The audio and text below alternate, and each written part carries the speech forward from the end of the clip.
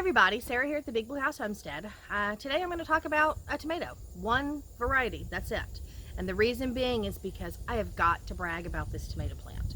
It is the most amazing tomato I have ever grown, ever.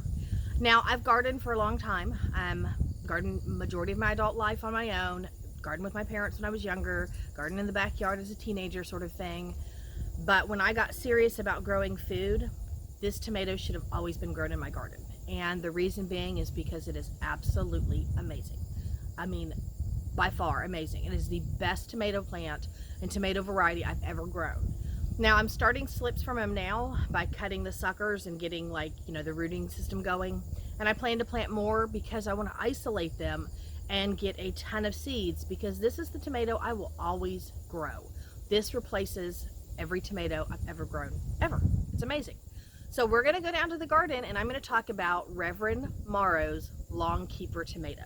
It's an heirloom variety and it is probably the best heirloom I have ever found. So let's go look at the plants and we'll talk about the tomatoes.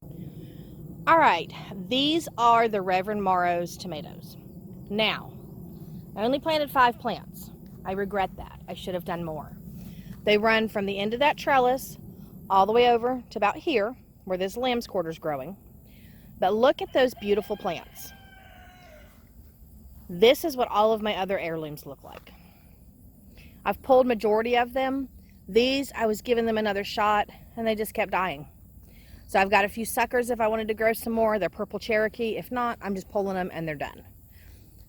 But look at how healthy these plants are. Not a single sign of disease, and they've been touching the ground. I never got a chance to prune these or tie these up correctly because they are so heavy with fruit. See how many tomatoes I have on here? And that's the one side. Let me show you the other side. All right, so here's the other side. See, they're all laid down into my beans. They've grown all the way out. When I came to start tying them up, there were so many tomatoes on this plant that I could not do anything except let them go. And I just left them on the ground. Now, they're a lot different than your usual tomato because you don't pick them when they're red. They're considered a long keeper, which means you pick them when they blush. And what that means is they get just a hint of color to them. And a lot of these just get some color on the bottom, and that's when I've been picking them. Now, I've had no issues with any of them having disease or any struggles. Now, in the middle of a drought, when I come out and water, these tomatoes look like this. After I water, they look the same. Even after big bursts of rain, they don't crack. They don't have any scarring. They have nothing. They're just beautiful, round, ripe tomatoes. Now this one's a little smaller because I haven't had a lot of water. That one's a little larger, but see how it just starts to turn? That's when I've been picking them. I want to take you inside and show you what's in the house. These are the tomatoes I want to show you. This box right here has been sitting on the table for about 2 weeks now. And see how they've all started to turn red? I do have some blemish spots on a couple. That happens. It's a tomato. It's an heirloom tomato. And then this is the tray when I was pulling plants the other day. You can see there's a lot of green tomatoes, and these are just the ones that need to ripen. And I've got a mixed variety in here. That's actually a Heinz that's split, but look at them. Tons of Reverend Morrows. Okay, so I want to talk about the history of this tomato really quick because from what I've read and understood, I may not be 100% historical about this, but the story that I read gave the idea that this became a Louisiana tomato.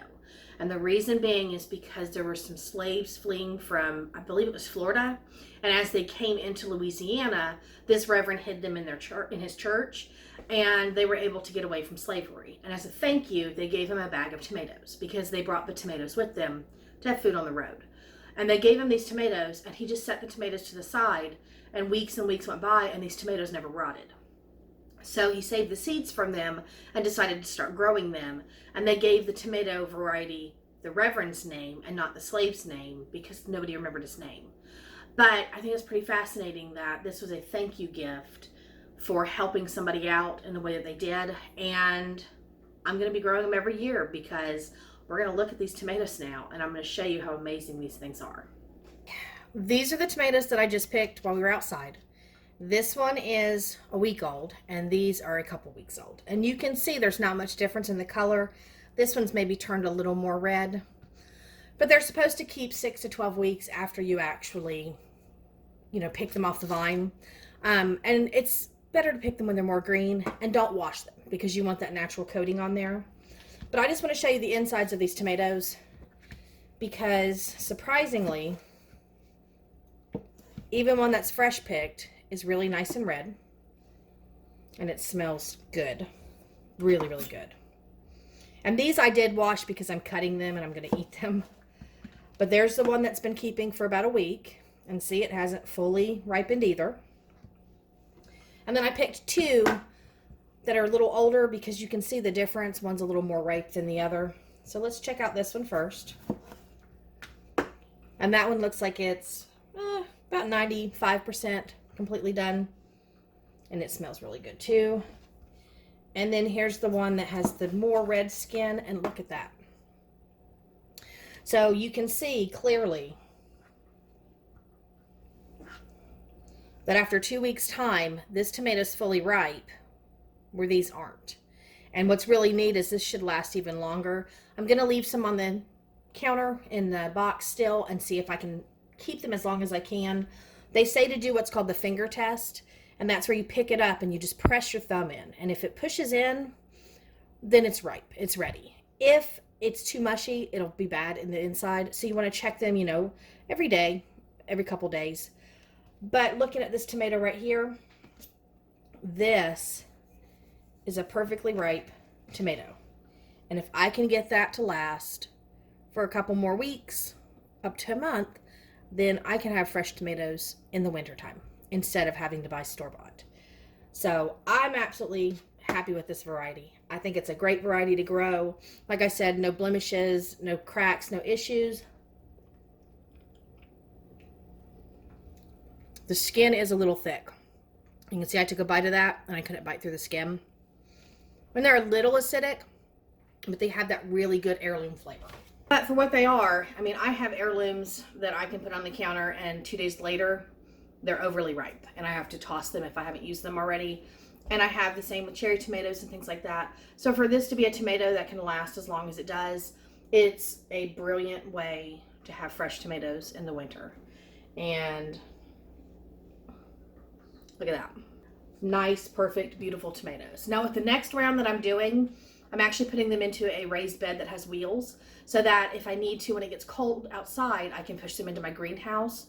But I'm going to isolate those and I'm going to save seeds because there are a lot of seeds in this tomato. And if I can get enough seeds saved from them, I can grow them again next year. And like I said, they are a good tomato. It's not mushy at all. I'm just being honest, the skins are a little thick. So I'd recommend if you're going to eat them on a sandwich or something, just to peel that skin off. But that's the reason why they're a long keeper, because they literally have a thicker skin. And if you don't wash them, they'll last even longer. If you wash that outside bacteria is off, it's almost like chicken eggs, they can spoil quicker. And so you want to keep that protective coating. But Reverend Morrows long keeper tomatoes, by far my favorite. And again, like I said, these are beautiful tomatoes, perfectly round, no splits, no cracks, no issues with underwatering, no issues with overwatering. The plants did not dry out in a drought. There was no disease period that ended up on them. And I very rarely had any pest issues. Like I did see a couple squash bugs that landed on them and some bumblebees that slept on them at night. And that's about it. So very prolific. I have probably picked 100 tomatoes off these 5 plants, and still more to come. There's a lot more out there. But thank you guys for coming along with this journey. I highly recommend this tomato. I think it is a perfect variety, and it is probably the truest to a no problem tomato I've ever found, especially for it being an heirloom. And then you don't have to deal with the hybrids and things like that, and you're able to save your own seeds and you can continue to grow them. So give them a try. I highly recommend them. My favorite tomato out of the 200 plus varieties I've ever grown. I have 50 in my garden now. This is my favorite tomato by far.